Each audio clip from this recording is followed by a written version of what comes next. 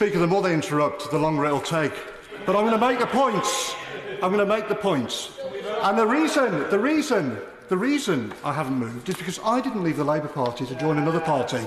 I left the Labour Party to shine a spotlight on the disgrace it's become under his leadership, and because I regard myself as proper, decent, traditional Labour, not like the extremists who've taken over this party and are dragging it into the mud. And that's the point I'm going to make in this debate. And I want to say this. These are people, the Leader of the Opposition, the Shadow Chancellor, these are people who've spent their entire time in politics, working with, defending all sorts of extremists, and in some cases, terrorists and anti-Semites. Remember what these people said about the IRA. It might be ancient history to the Labour Party's new young recruits, but many people will never forget how they supported terrorists responsible for horrific carnage in a brutal civil war that saw people blown up in pubs, hotels and shopping centres. A few weeks after the IRA blew up a hotel in Brighton, murdered 5 people at the Tory party conference, the Leader of the Opposition invited 2 suspected IRA terrorists to Parliament. When the man responsible for planting that bomb was put on trial, he protested outside the court. The Shadow Chancellor said that, quote, those people involved in the arms struggle, people he said had used, quote, bombs and bullets, should be honoured. And they have the brass neck to lecture anybody about the rule of law. What a disgrace. Let me tell you this. Point of order, Graham Davis. Stan, this debate is about obeying the rule of law, whether the Prime Minister obeys the rule of law, not whether members talk to people who allegedly have broken the law. It's about whether we deliver the rule of law. Grateful to the honourable gentleman. His antennae are keenly attuned to the debate. There is a fine dividing line.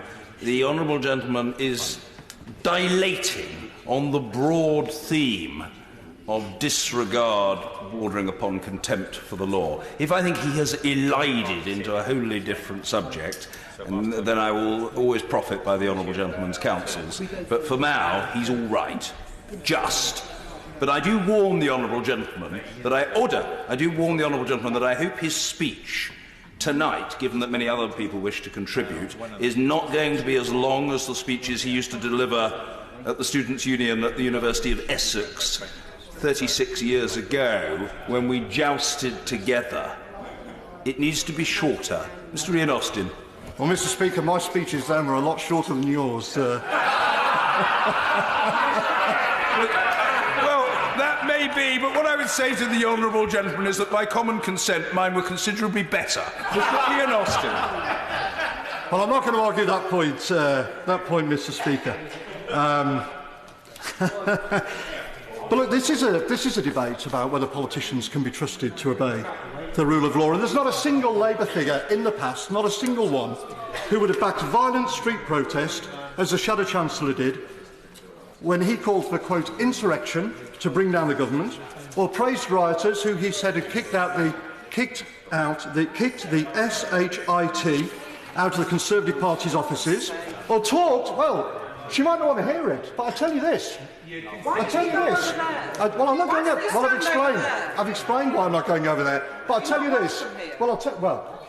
I'm here because voters in Dudley North send me here to represent them. As a Labour representative. And my views, and the things I stand up for, decency in politics, the rule of law, none of these things have changed, and everybody in Dudley knew exactly what I thought of these people at the last election. And I'll tell you this, and I'll tell the honourable lady this, I'm going to make absolutely certain that she's going to have to answer to her voters for these points at the next election. All right? Well, we'll see. Now, you'll have to answer to yours. Yeah, don't worry about that. And no other senior figure in the Labour Party's history,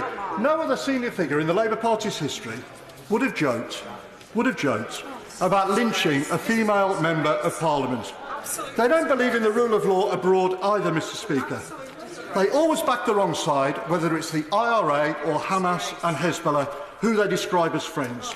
No previous Labour leader would have supported brutal totalitarian dictatorships like the ones in Cuba or Venezuela that have absolutely no regard whatsoever for the rule of law. And no previous Labour leadership would have allowed a party with a proud history of fighting racial prejudice to have been poisoned by racism, which is what's happened under these people. Racism against Jewish people, to the extent that members have been arrested on suspicion of racial hatred, that the party itself has become the first in history to be investigated under equalities laws by the Equalities and Human Rights Commission. These people and the people around them are a million miles away from the traditional, mainstream, decent politics of the Labour Party. They have poisoned what was once a great party with extremism. They cannot be trusted with the institutions that underpin our democracy. They are completely unfit to lead the Labour Party, let alone our country.